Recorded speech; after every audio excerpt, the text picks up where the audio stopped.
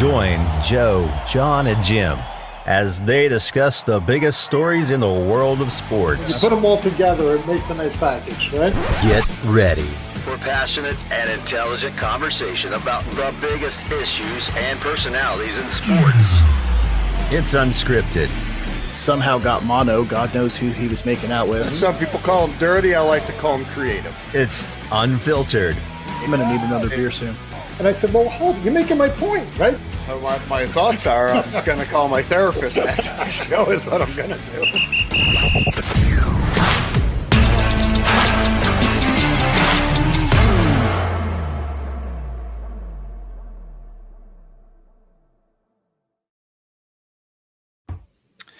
All right, Jets fans, welcome to the Jets Chargers recap show here on the Bean Apple with John and Jim, here to give me a little bit of shit. It's our continuous ride to the number one pick holds course. It was close. They made it interesting at the end. It got a little dicey. I was slightly uncomfortable, but the Jets did Jets things and held on when it really mattered most. So, All right, so we're going to dive into this. Please, again, make sure you subscribe, hit that little bell, set it to all. Make sure you get all of our notifications, updates when we go live. Please make sure you join us. Get your comments in, get your thoughts in, get your questions in. Help us make the show great. We can't do it without you. So please interact as much as you want. We love it. I love it. And I know these guys love your questions and the interaction. So please don't be shy. Let us know what you think. So let's talk about some Jets and Patriots. How exciting was this game? I know you guys were like me on the edge of your seat throughout this one, just pacing back and forth. I'm kidding. I doubt the game was even on, but so we'll break it down real quick. So the Jets come out. Michael P. Ryan actually gets a little bit of run. Of course, he still plays second fiddle to Frank Gore. Still at this point, I don't understand it for the life of me. What is going on with this? But I'm not the coach, and I mean I've talked about it continuously throughout the season. Either Adam Gase has got an absolute man crush on Frank Gore, or he owes somebody money, and that's why he keeps playing him, because there's no reason for it. But now he doesn't have to worry about that because P. Ryan hurt his ankle, and it looks like he's going to miss a couple weeks. So Frank Gore is going to have full run of that offense, and I know they're going to be super happy about that. So they came out, they scored a touchdown right off the bat. Immediately, then they on a blocked field goal, they get blocked punt, get great field position, drive it in, and then they got a what was it? Trying to remember all of it, but basically they immediately after Joe Flacco. So Keenan Allen caught the ball at the 1 yard line, got tackled just short of a touchdown, fumbled, and we recovered the ball, right? So we got it at just inside the 1 yard line. So what does Flacco do? Because it's too close, immediately floats one over to the right side.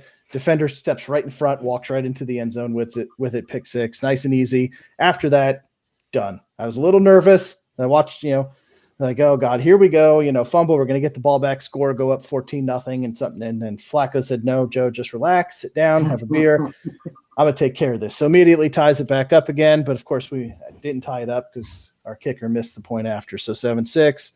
And then after that, it was just on. Justin Herbert looked like Tom Brady. I mean, he was just anywhere he wanted to throw the ball. It was go ahead, just have at it. It was unbelievable. So two immediate scoring drives after that with no issues whatsoever. Keenan Allen went ballistic. 16 catches, 145 yards, and a touchdown. If he would have held on to that one, he probably would have had a second touchdown.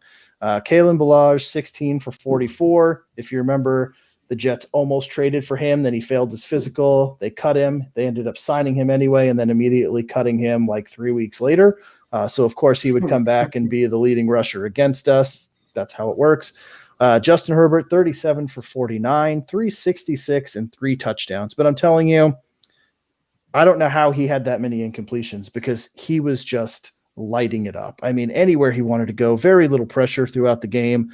And one of the plays I really want to show you guys is this pass to Keenan Allen was threaded. I mean, I talked about Deshaun Watson's laser beam throw into it, but this was like in tight coverage, and he just dropped it in. So I'm going to pull that up. Jets in tight coverage is like an oxymoron, isn't it? I mean, it just.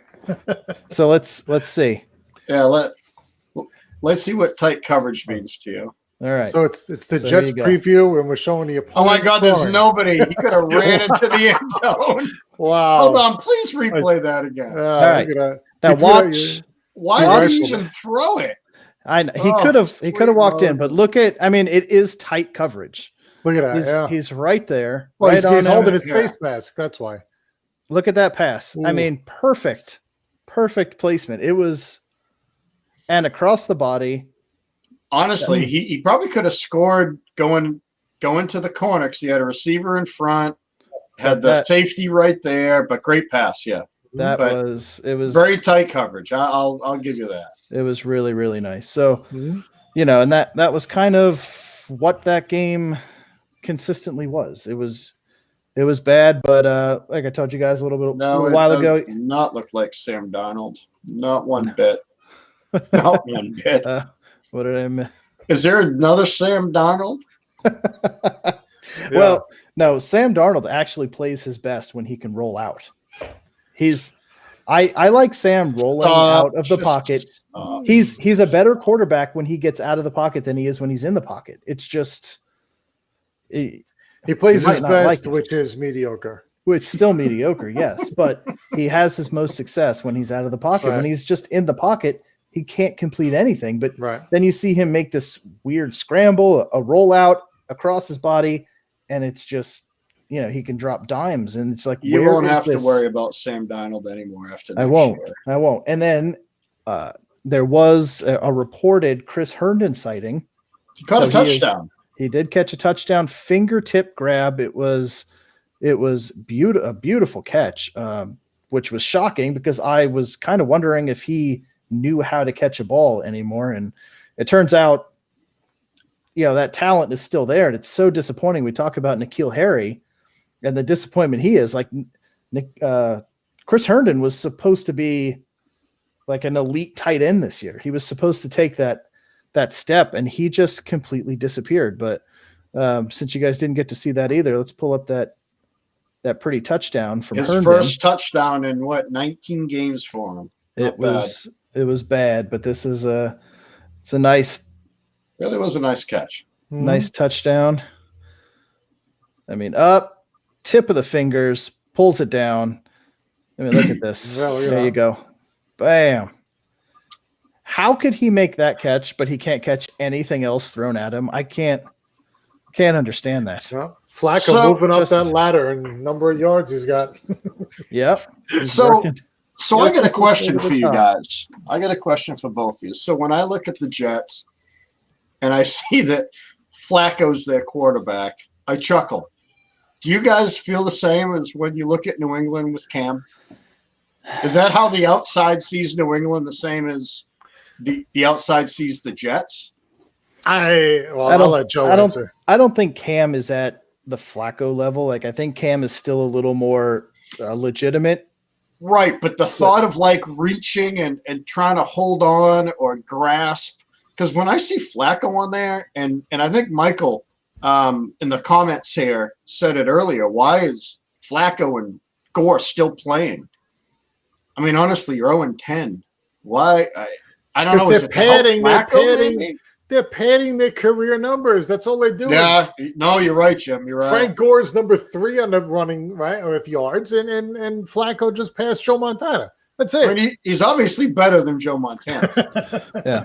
Well, anybody would see that. Shoe into the Hall of Fame. Oh yeah. So LaMichael P. Ryan looks like headed to IR with a high ankle sprain. So we're going to get a whole lot of Frank Gore padded numbers for the rest of the season because there's nobody else. 48 yards a game. It's going to be bad. Like I was telling you guys, though. But Frank Gore has voiced that he's not happy, and to be fair, you shouldn't have signed with this team in the first place if Yeah. you didn't want to go out like this. But he's saying, like, this could potentially be his last year. He's 37 years old. He'll be 38 years old next year. Like, who's really going to be, jumping to wherever Adam Gase goes? Obviously, we'll sign him, but he'll still have. Who's going to one take more. Adam Gase? Somebody will take him as like, Come an on. assist- as like Cleveland. He's going to Cleveland. he'll go to No Cleveland as way. like the tight end coach or something like that. Just disappear somewhere, but yeah, he's not happy about the potential thought of ending his career on an 0-16 team. So I know he wants to win, but I thought one of the things that was actually kind of cool is, and it shows you how well Frank Gore has been playing, is him and his son both had rushing touchdowns this year. That's And, pretty cool. His son plays for, I think they said Mississippi State. I'm not positive on that, but they both had rushing touchdowns. And that, I mean, you think about longevity, and especially from a running back position, and to be able to have a career as long as Frank Gore has had, and the numbers he's put up, he's not just tinkering around. I mean, he's the top 3 at his position. So, to think about that, and your son is right behind you, like, can he hold on long enough for his son to actually get drafted and potentially be in And the he's league blocking. together? He's blocking That's- for his son, right? That's crazy. That's absolutely crazy. Who knows? Splitting carries with his boys. So, Mhm. so here's a good Jets question. So this is another one from Carlos. You think the Jets go after Trevor Lawrence or trade for extra picks? So I am firmly under the belief that Trevor Lawrence is the only answer. He has to be, and for the reason I've said numerous times is you cannot start a rebuild without your cornerstone piece in place. So if you don't have a quarterback, you don't have anything. So you need that weapon in an offensive league, and I think they'd be stupid to trade for extra picks and let this guy go somewhere and just dominate the NFL for the next couple of years, and you ended up with a guard and a cornerback. Like, great. So you've got one of 5 guys on an offensive line, that 4 other defensive ends and linemen are going around. The other guys, like one guard can only do so much, and one cornerback can only stop one person, but one quarterback can own the entire field. So you've got to start with the quarterback and then build out. They've got enough picks, doesn't really matter. So yes, I think the Jets go after Trevor Lawrence, especially the fact that Sam Darnold can't stay on the field. You've got Kyler Murray with a sprained AC joint in his throwing shoulder. Same thing Sam Darnold supposedly has. Sam Darnold's missing games left and right. Over this, every year it's something with him. He can't stay on the field. You can't build a team. I don't care how many draft picks you have. If your backup quarterback is starting for you half the games, it just doesn't matter. So you've got to get that reliable centerpiece and then start building from that. Let's see. So, yep, Gase will never get a head coaching gig again. I agree, unless it's like maybe like a high school team in North Dakota, potentially.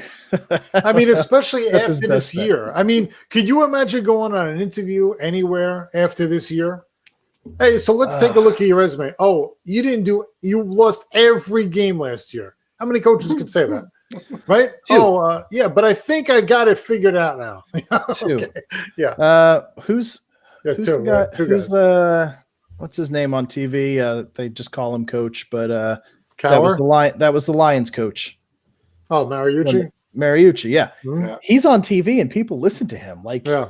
Like he knows what he's talking about, Right, but he right. led the Dolphins to a Mhm. winless season, one of 2 teams so far that have had a winless season in the NFL, and Mariucci's Yeah. the guy. Congratulations, man. Let's all Right. take what you have to say. So is That's- Gase going to be a TV, color commentary guy? I don't No. think so. No, because the camera would be on him and his googly eyes all the time. Mhm. You wouldn't know what happened in Right. the game. Right. No, it'd be crazy. So I mean, Romo's great doing it, but I don't see Gase doing it. no, Romo Let's hope is not.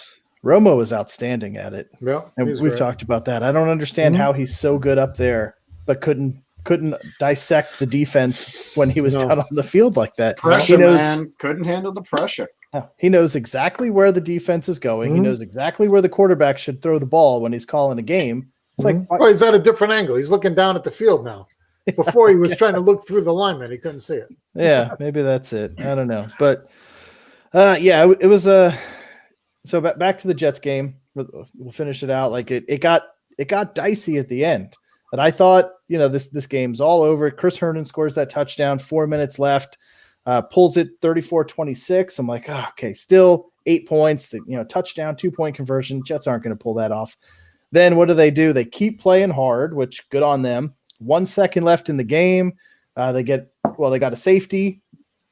They get the punt. Luckily, they couldn't run it back, so that the game ends 34-28. But I was getting scared because like things are coming apart. They get a safety. They get it to 6 points, and then all of a sudden it's like, God, if he runs this back, if some fluke thing happens and we win this on the last second play, I'm going to be sick. But like I said, needless to say, they held strong. Didn't have to worry about anything coming off the wheels, so to speak. So I think it was overall a success. I mean, the only thing for me that was surprising was that they tied their highest output in points against the Chargers. I mean, how did they score 28 points against the Chargers? I never would have thought that. So just to stick it to the fans one more time this year, for any fan that took the Chargers, they made sure they covered the spread so the fans lose. So that was good because I think it was 8.5 and they won by 6. Right? So because nobody was taking the Jets plus 8.5. No way. Everybody that was going to bet that's a Jet fan was going to take the Chargers to beat them. And the Jets held on just enough to make their fans lose. Thanks, Jets. So that's the Jets way. Yeah, of course. So the fact that the Jets have scored in the high 20s the last couple weeks. So 2 straight games they've scored 27 and 28, I believe. Are they going to pull one out this year? It's scaring me. I mean, seriously, because their offense is looking minus the first half, which I think Michael brought up. First half drives, 1 play, 3 plays, 3 plays, 5 plays, 7 plays. They're playing catch up. So is it just a figment of our imagination that they're putting up points because the defense is in prevent? I don't know. But I don't know. They're playing 10 yards off them. Jets versus Cleveland, maybe. I don't know. I mean, Jets they almost won the last 2 games. Pats and that's Chargers. what I mean. The Pats and Chargers. So can they beat Miami next week? Did he beat Miami next week with the I don't think they'll beat Miami. No, Yeah. I don't think so because of Miami's D. I think Miami has too good a D. And the Chargers defense is not good.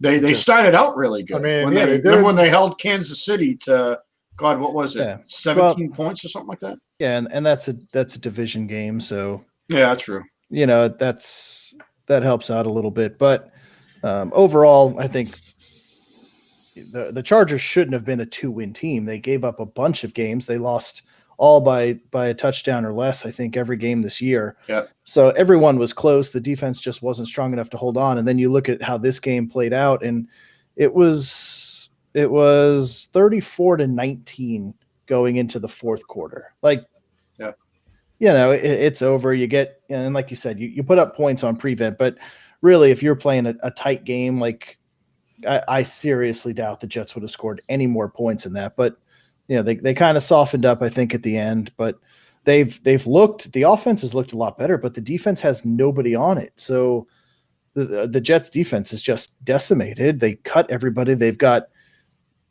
all of their cornerbacks, the 4 active cornerbacks that they had in the game had a combined, I think, 11 career starts on 4, the entire cornerback team or core for this had, I think it was 12 or 13 starts combined. That's ridiculous. They started 2 undrafted players at cornerback this year. I mean, it's just a team that's, I don't know how they could win a game because the talent is so bad. It's just, they're so young. There's just nothing there. So the fact that they're putting up points shows that there's some fight to them. But so are they going to win? So the question is, are they going to win a game? I don't know. I'm scared of it, but I'm they want to. They don't want to go over. No way. Nobody wants to go over. They want to win. They want to win a game. And then if they win a game, like if they happen to win this week, Do they want to win another game? So who did Jacksonville beat? Who did they beat? Yeah, was it a division game?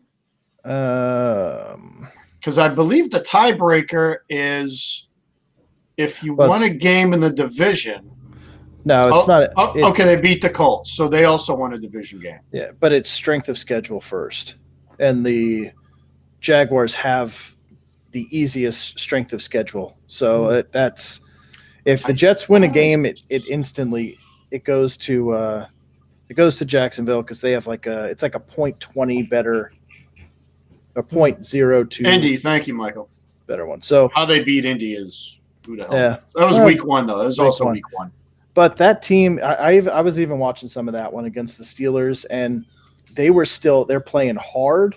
It was, I mean, there was a couple of interceptions down in like the red zone that really, really hurt them against the Steelers because they were close to scoring a couple of touchdowns, and then that ended up getting pulled off because of those pick sixes. I think he had, or not pick six, but I think Lutton had like 4 interceptions in that game, which really, really hurt them. I want to look that up, but I mean, they were moving down the field even against the Steelers. So it was. Yeah.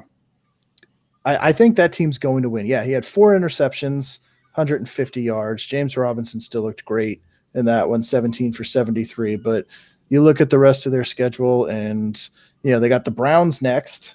That team looks like it's beatable. The Vikings after that just lost to Dallas. So Titans, Ravens, Bears, they could beat the Bears. And then they finish out with the Colts again. So I think they could beat the Browns. They could beat the Vikings. They could beat the Bears. I don't see why they could potentially end up a 4-win team if everything plays right. But I think one of those 3 they walk away with at the very least, 1 win coming out of that, right? I think you hope so. Mhm. I do hope. Because, yeah. But I mean, honestly, either you get, tanking for either Trevor. quarterback isn't so bad. I still think you look at like Mahomes and Watson and you look at Fields in Ohio State. He's great on the move. He just is. I mean, Trevor is too, but Trevor's more of a pocket guy. Most of the time you see him excelling. It's in the pocket. He's throwing deep. But I'm curious to see what these guys would do on the Jets with not very good receivers. Ohio State's always blessed. Clemson's always blessed. I mean, Joe Burrow last year had friggin' the equivalent of the Kansas City Chiefs around him, and he's playing pretty decent, since he does have good offensive weapons. But what's going to happen when they go to a team that just doesn't have the weapons? You know what I mean? What's going to happen? Yeah. I mean, they're obviously going to have to put people around them because they're not used to throwing to guys that can't catch the ball. Yeah. I don't know. I don't know. Yeah. So, I mean, that's just part one, though, Joe. Like you said, you start with the quarterback. Mhm. So, talking to my son-in-law earlier, and I don't want to go too far off topic. So, Joe Burrow's out for the year. Yeah. And why is he out for the year? Because his offensive line is shit. So, whose fault is it that he's out for the year? The team, right? Mhm. So the team didn't put a good enough offensive line around him. Does the Jets O-line? I mean, could this happen next year to whoever's taking snaps for the Jets? Because their O-line's terrible. I mean, let's face it, their O-line's not good. Yeah. So potential of getting sacks. Joe Burrow's been sacked, 39 times or 40 times this year, I think, already. And now the poor guy's out for the year. Yeah. So, again, that leads. Who knows? Maybe that's why they're keeping Flacco there. Maybe they want to keep Flacco. Okay, Donald, go. We're going to draft Trevor Lawrence or what's his name, Justin Fields from Ohio State. We're going to take one of these 2 guys. We're going to bring them in and help them. Let's let Flacco get annihilated, pad his numbers, quote unquote, to maybe reach. I mean, who the hell's next for him? Dan Marino? You know what I mean? That's frightening. Mhm. But, I mean, still, Joe Burrow got hurt because his offensive line is shit. Yeah. Mhm. Well, and So that's scary. That's scary. yeah. So I think Mike hits a good point here. Becton's a beast. Douglas will pick up 2 stud offensive lines in the offseason, which I think is pretty close. Yeah. You also have to remember that the Jets have a lot of picks in the next 2 drafts. They do. So and they've got a lot of money to spend, like we've talked about. So if you can grab, a really good guy on the other side, and Jesus Christ. Are we? You've turned that camera off. What is this? The locker room? What are you in the locker room? Of the Are we Jets? gonna get in trouble? Probably. You might want to I don't shut know the what's going door on. there. How about locking Yeah, that so door? yeah, you guys talk about the offensive line. I'll be right back. Wow, that's a good way to end the show. And on that note, oh my God. So yeah, that's top notch right there, right?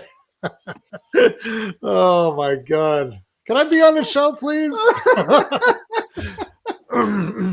Oh boy. Yeah. Oh boy, that was Yeah. awful but funny at the same time.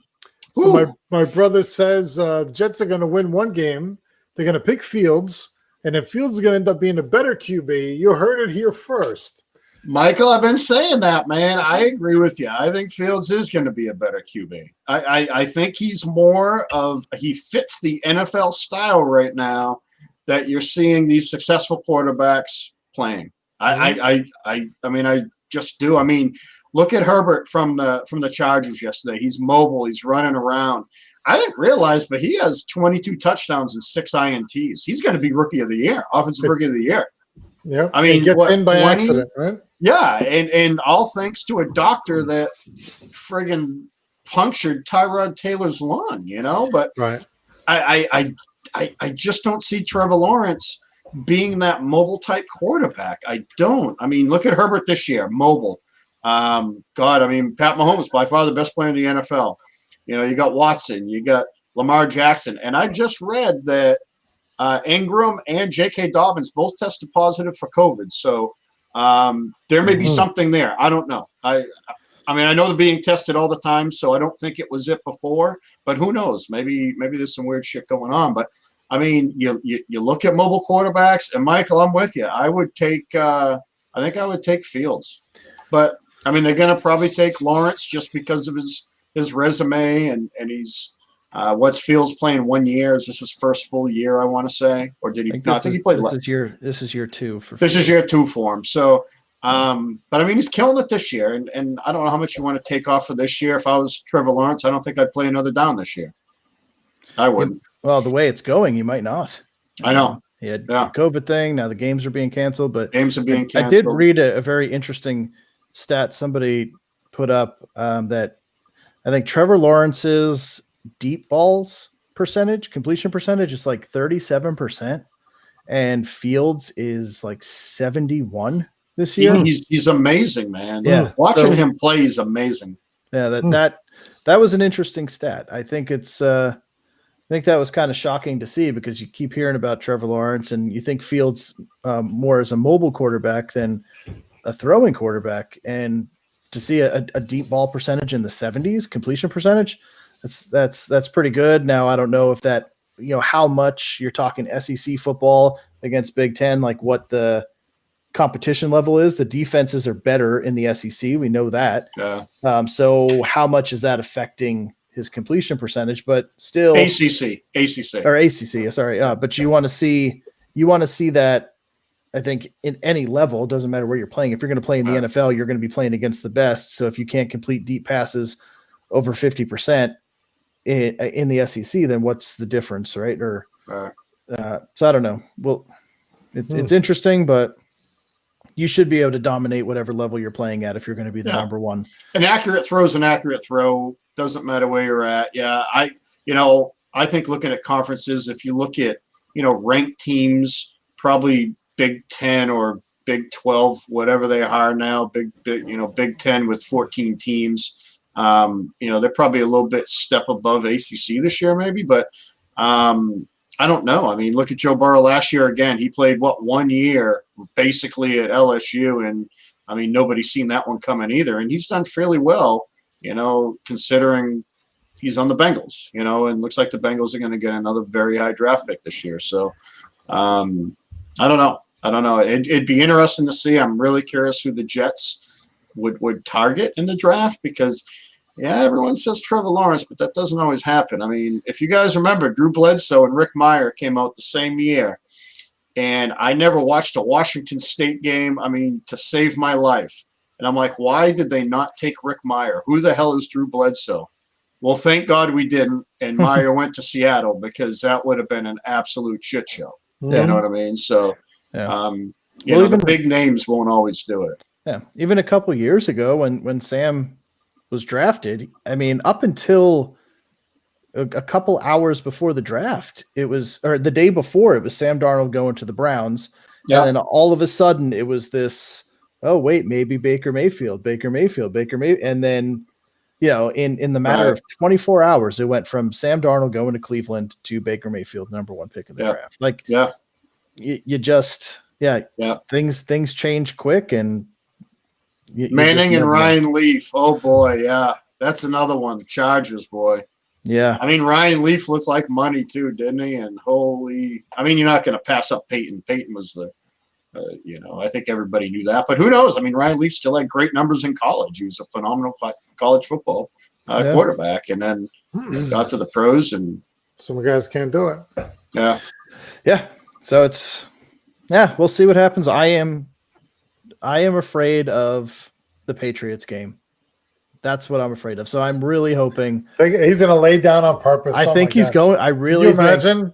I think I would love it. Sit Cam, put Bobby Hoyer in. Who cares? Mm-hmm. Yeah, season's over, and I hope, like Michael said a few times in here, is throw James Morgan in, the Jets' 4th round pick. Even though Adam Gase came out and said he's nowhere near ready to play, which fucking worries me. That's his fault. Yeah, you draft the guy. Yeah, this is supposed to be a quarterback whisperer. You know, quarterback, offensive genius. You draft a guy in the 4th round where you could still be getting impact players. You draft a guy in the 4th round who is nowhere near ready to see the field. What does that tell? Like that takes me back to I don't Jarrett believe Stidham. I don't believe I'm with you. Yeah, I don't believe in Joe Douglas or Adam Gase the way that most. Well, I don't think anybody believes in Adam Gase, but Joe Douglas still has a lot of respect in like the Jets circle, and like the fans are hoping that he's going to be something great. But that a lot of those picks just really make me just scratch my head. Like, I don't understand it. I don't think you take a developmental quarterback in the 4th round when you could have had him in the 7th. But yeah, throw him in there when it's when you know you're going into the last week, you're over, and you've got the opportunity to lock that up. You know, especially you read the article that Bill Belichick came out and talked about, like, basically how much he despises the Jets organization. Right. Did you see that? Yes. It was. Yes. Why would he not do that? Like, oh, hey, you guys think you're going to get Trevor Lawrence? But no. Right. Like, if it was any other coach, I would say no way. But knowing how much he despises the Jets, which is, I would love to know what actually happened. Like, something had to for him to just something leave. Massive. I mean, he got the head coach job. It wasn't like he got passed over for anybody else. And then once you get the head coaching job, that's when you're like, no, I'm done. I'm leaving. Like, no, like, and to hate a team so much, to hate an organization to that level, for what? Like, what happened? I would love Spygate. That's where it all started. Mm-hmm. You know what I mean? It had to have happened. It had to have started before that to even cause him to quit. Very true. Just to up and quit like that after 2 days, 1 day, 20. You know, it doesn't make any sense. Yeah, that was. I would love to know that backstory one day. Right. I don't think we'll ever hear about it while Belichick's still alive. It's probably written in with like the CIA files of JFK and the dinosaurs being still here and us landing on the moon. It's probably in those type of files. But yeah, I mean, something had to have happened. And I see Carlos just put up Mahomes, Watson, and Trubisky. Very true. I mean, right. How much would Chicago love to go back in time and change that? Boy, God, could you imagine? You imagine Chicago today, like we were just talking about, with either one of those first two quarterbacks. Oh man. Ooh, God, so, they'd already have a Super Bowl, guarantee that one, and they would be a legitimate contender for years to come. I mean, you got Khalil Mack on one side and Patrick Mahomes on the other. Oh my God. Yeah. You know, Allen Robinson, that would be sick. Mm-hmm. Sick. Oh man. Yeah, So that's a I- perfect example. Maybe Dak to Chicago. Yeah. Ugh, Someone's yeah, someone's I going to mean, pay him. Someone's going to pay him a lot of money. Why not? I mean, pay him? yeah, if you're this close and that's the piece you need, you got to go get it, right? I mean, Yeah, you're that Chicago close. has. Yeah, what another 2-year window with that defense? Yeah, man. Maybe. Yep. Yeah, I don't hate that. Yeah. But I'd rather take a first round pick for them from Sam Darnold. I think the one thing Joe Douglas can do well is negotiate trades. I don't know how he does it, but he pulls in king's ransoms for very little, like Desperate So- teams at the time. yeah. But he maximizes his leverage and he pulls some stuff back. So I would not be surprised if he gets a first round pick for Sam Darnold from somebody. And Chicago might be one of those teams that they know they're there. They need a quarterback. They got a young guy that they can rebuild and build around and revitalize. It's worth a first round pick if you could get what Sam Darnold was supposed to be. First, If Joe? he was the third pick in the draft for a reason. you're right. And Mitch If- Trubisky was the 5th pick in the draft. Yeah, I they're not agree. giving up a 1 for Second Darnold. round. Yeah. Yeah, I maybe didn't- 3rd or 4th, maybe. I didn't think they Um, would get 2 firsts and a third for Jamal Adams. So Well, that's because Pete Carroll thought he was 1 player away. yeah. So who is Joe Douglas going to talk to? That's 1 quarterback away. Right, but Maybe we're it's the talking Bears. proven, though. We're talking a proven player. Joe, you know what? Hey, if he does, good for you, man. I'll applaud that. I don't know if he can. I'm just saying if he can do anything, that's a skill that he has. He gets more. I mean, he's traded off players I didn't even know were on the team and got 6th round picks Second for him. rounder. I don't even see a second rounder, Michael. There's no way Chicago's going to take Trubisky, then sign Foles to an awful deal, and then trade a second away. I don't even think they have a second. I mean, I think the Raiders have all their picks anyways, or whoever does. But Probably still then for Khalil Mack, yeah. yeah, and then give a second for Darnold. Now, I think if Darnold was playing right now and was playing well, yeah, absolutely. That might be why they're trying to get him fully healthy. Maybe, for that. maybe just to kind of showcase what he truly can do. Because quite honestly, the amount he's played this year, fifth or sixth. You know what I mean? I hate to say it. It's just there's no tape of him that can say that he can play this year. Mhm. And when he did play, he looked awful. Yeah. So I don't know. Good luck to you, though. I mean, if they can get a first or a second, I'll chuckle at that. That's Bill O'Brien. Then Bill O'Brien's running the Bears. Yeah. Maybe Dallas. Jerry Jones does stupid shit all the time. Yeah, he does. So I mean he could decide like, I'm not going to pay Dak. I'll give up a first. I'll give up a first for Donald. I'll give up a first for Darnold because we're gonna win the Super Bowl. So what's a first round draft pick anyway? Nah, who cares? We won't need it. Right? Yeah. What's the 32nd pick in the draft? Give it to him. Whatever. God, you're right. I mean, No, what happens is Donald sits out till the last game of the year, gets fully healthy, then lights up the Pats, and then the Belichick and the Pats scoop up Darnold, and then Donald goes on to win 4 Super Bowls. I couldn't even say it without like Jim, I would love for that Can you to take imagine that? place. Oh, I'd love it. I would. You know what? I would buy a Darnold Jets jersey and wear it on this show for the rest of my life. But then I'd put like maybe a Pat Super Bowl here or Darnold New England. well, jersey. I'll tell you what, John, you won't have to because I'll just mail you the ones that I have. Right? That'd be even better. I'd rather you just have them. Like, Yeah. I appreciate that. You're a good friend. yeah, and then I'll start my You're application a good process for a new team because there's no way that I'm going to sit through it. New England, buddy. There you No. go. Never. There's one team I can't. Any other team I think I could possibly do. But Okay, New Ken England- Griffey Jr. Yep, Mm, that's exactly it. yeah. That's exactly. He grew up in the Yankees clubhouse, but then I would never play for the Yankees. You know When why, Father right? was there, he was running around there. Why? Because Mm-hmm. they made him. He was the towel boy or something. No. There was a bunch of kids down on the field when he was little, and they Mhm. singled him out that he had to leave the dugout when like somebody's son was, catching some grounders. I want to say Nettles. Did Nettles play around the time as Ken Griffey Sr., right? Yeah. 80s. Yeah, like- I'm sure. Yeah, they would have to be together. So I Yeah, think Craig Nettle's son and someone else was taking like grounders. Mhm. And Steinbrenner and Martin were like, we can't have any kids down here, and singled out Ken Griffey Jr. And Ken Griffey Sr. was like, wait a minute, this kid's running around everywhere. So right then, Oh, I didn't hear that stuff. I yeah, didn't look that yeah, up. Wow. yeah. Yep. So I didn't know it either because I shared it on Facebook, and I'm like, I want to see the history behind it. But Griffey was like serious; he would never go there because of that. And now, why it happened, I don't know. I mean, between Billy Martin and Steinbrenner, you got two old pricks. You know what I mean? That probably was just having a bad day. But it was like, hey, why don't those kids have to leave? So Right. they made Griffey leave. If Griffey Jr. with that swing played in Yankee Stadium with the short porch, He oh my probably God, would How have. many home runs would he have had? Right. Holy 950, cow. Probably, at least. Maybe 1,000. maybe Yeah. 1,000. We don't know. Wow. I mean, just incredible. Yeah. That- Little baseball story for Yep. you. I tell you what, you don't realize how the smallest things in life Yeah. impact you for Yeah. years. You know, those impressions that you make and Yep. what happens, how they carry. So one stupid comment, Yeah. That's whether right. whether it ever would have happened or not, Yeah. who knows? But At the same time, I don't remember the Yankees ever going after him either.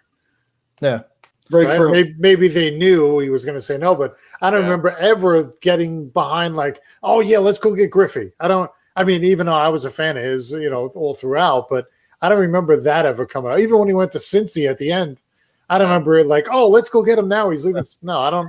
no, I but don't when, remember that being a anybody, conversation. when he Yeah. went to Cincy, it wasn't like he didn't say I want to be traded. He said I want to get out. I want Right. to go to. He wanted to Cincy. go to That Cincinnati. was it. Yeah. There was no other Yeah. teams. It wasn't like here's my 7 teams that I'll go to. I Mhm. want out of Seattle. It was like I want to go home. Yeah. Send me to Cincinnati. So Yeah. that was Hmm. all it was. And then he was just downhill from there. He should have never left Seattle Yeah. because he was just constantly hurt. I mean, he should have been a Mhm. Mariner for life, but Yeah. Yeah. it is what it is. Anyway, Mhm. wrong sport and super sidetracked. Anyway, so let's wrap it up. I don't know if this is going to be our last show ever. If we're going to be banned for that little thing. Well, you're gonna have to pixelate that in the post Yeah, I got to go through and production. chop a section out if I can do that. I don't know how to do that. We'll figure it out. But yeah, so live TV, right? What are you gonna do? What are you What are you gonna do? So Yeah. anyway, It's 2020, man. Anything can happen. I told you to move that bookcase over in front. man, I need to get like a bank vault door there. Yes. Shut that thing up and Mhm. God damn, every day. So whatever, Anyway, whatever. If there's not chaos in life, what is it? So that's it. anyway, So all right. we'll be back when Friday now. We'll be back. Yep, Friday we'll do our preview show. Mhm. So unfortunately, we won't be doing a Thanksgiving show, but you guys will be full on turkey anyway. You won't want to have any questions Yeah. for us. You'll be way too intoxicated. Mm-hmm. And what is it? What's the turkey? Tryptophan. Tryptophan. Tryptophan. There you Yeah. go. The brain activity will be minimal, so I don't. Yeah. We don't want you guys that day. So Friday, come back when you're having your turkey sandwich, leftover turkey sandwich, slice of cranberry, a little stuffing Mhm. thrown in there, and forget about it. Right? Mhm. A little gravy, little gravy to dip it in. Little brown gravy on top. There you go. That's when you have gravy, right? Okay. Yeah. Yeah. That's brown gravy. Anyway, all right, guys. So Whatever. So thank you for taking part in the show and joining. Please, again, as always, hit that little red subscribe button down there. Hit the bell, set your alerts to all so you get the notifications. I've heard, I think we're pretty good with everybody that we know, right? No issues with the notifications anymore. Nope. I know it seems like it got fixed now. Yes, I think hit that all button on there and subscribe, and we should be good to go. Yeah. So let's keep growing together and keep asking your questions. We will be back Friday to talk week 12. All of our teams should be engaged. We'll see. G-Men. See if Justin still has any heart left to come on the show. It's so disappointing. I was really Yeah, looking- I wanted to go against Burrow. I mean, yeah. disappointing. But the offer's still out there. Justin, you want to come on? You want to, just like Sure. all Patriots fans, if you want to come, just get some stuff off your chest, kind of talk about it, how you feel. I mean, being a Bengals fan, having a little bit of hope and then ripped away, it's cruel. It's very cruel. But you want to come on, please hit up John, let him know, and we'll get you on the show. So until then, please everybody have a safe and wonderful Thanksgiving. Watch out for COVID because it's lurking around everywhere. So don't do anything stupid. Don't get sick. Stay healthy. And then we will see you guys Friday, hopefully without a cough or any sniffles. So for damn, it is always backwards for John, for Jim. I'm Joe. We'll see you guys on Friday.